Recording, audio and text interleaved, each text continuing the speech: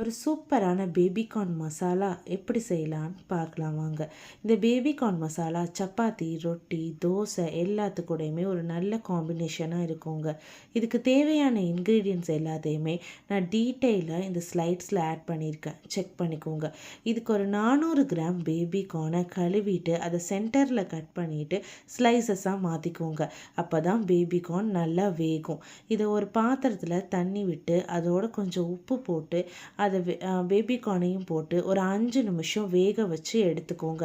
Baby corn முக்கால்வாசி வெந்தால் போதும். இப்போ ஒரு பெரிய கடாய் வச்சு அதில் 1 டேபிள் ஸ்பூன் எண்ணெய், 1 டேபிள் ஸ்பூன் நெய் விட்டு கூடவே சீரகம், பட்டை, கிராம்பு, 2 ஏலக்காய் போட்டுட்டு 3 பெரிய வெங்காயத்தை பொடியாக நறுக்கி நான் இதில் ஆட் பண்ணியிருக்கேங்க.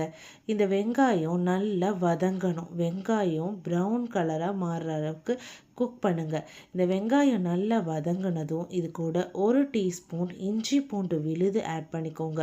இந்த இஞ்சி பூண்டு விழுதோட பச்சை வாசனை போகிற வரைக்கும் இதை கலந்து விட்டுக்கோங்க. கூடவே 2 பச்சை மிளகாய் ஆட் பண்ணிக்கோங்க.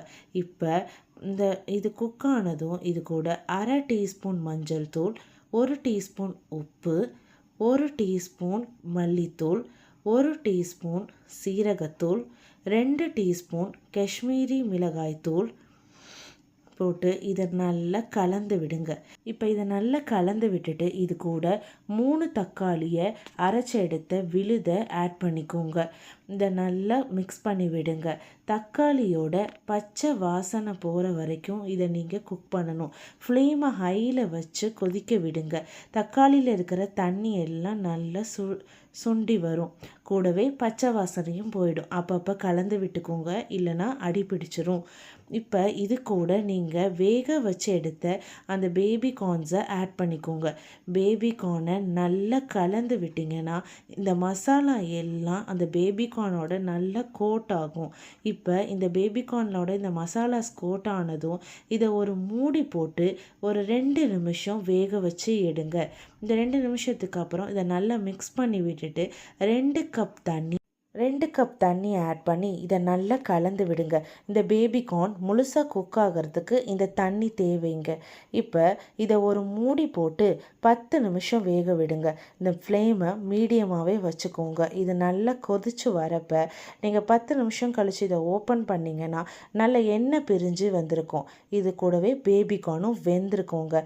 இப்போ ஒரு 10 முந்திரியை பாலில் ஊற வச்சு அரைச்செடுத்த பேஸ்ட்டை நான் இந்த கிரேவியோட ஆட் பண்ணுறேன். இந்த கேஷ்யூ பேஸ்ட் இந்த கிரேவிக்கு ஒரு நல்ல ரிச்னஸை கொடுக்குங்க. இப்போ ஃபைனலாக 1 டீஸ்பூன் கரம் மசாலா, 1 டீஸ்பூன் கசூரி மேத்தி 2யும் போட்டு இந்த கிரேவியை நல்லா கலந்து விடுறாங்க. ஒரு 2 நிமிஷம் இது அடுப்பில் இருக்கட்டுங்க. அப்படியே நல்லா மிக்ஸ் பண்ணிட்டு இருந்தீங்கன்னா இப்போ நல்ல ஒரு ஃப்ளேவர் உங்களுக்கு கிடைக்கும்.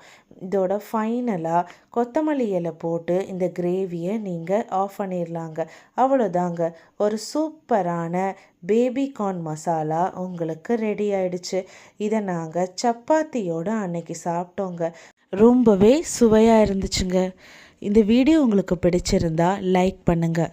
இது மாதிரி மோர் இன்ட்ரெஸ்டிங் வீடியோஸ்க்கு சாரா பைட்ஸ் சேனலை சப்ஸ்கிரைப் பண்ணுங்கள். தேங்க்ஸ் ஃபார் வாட்சிங். Have a nice day.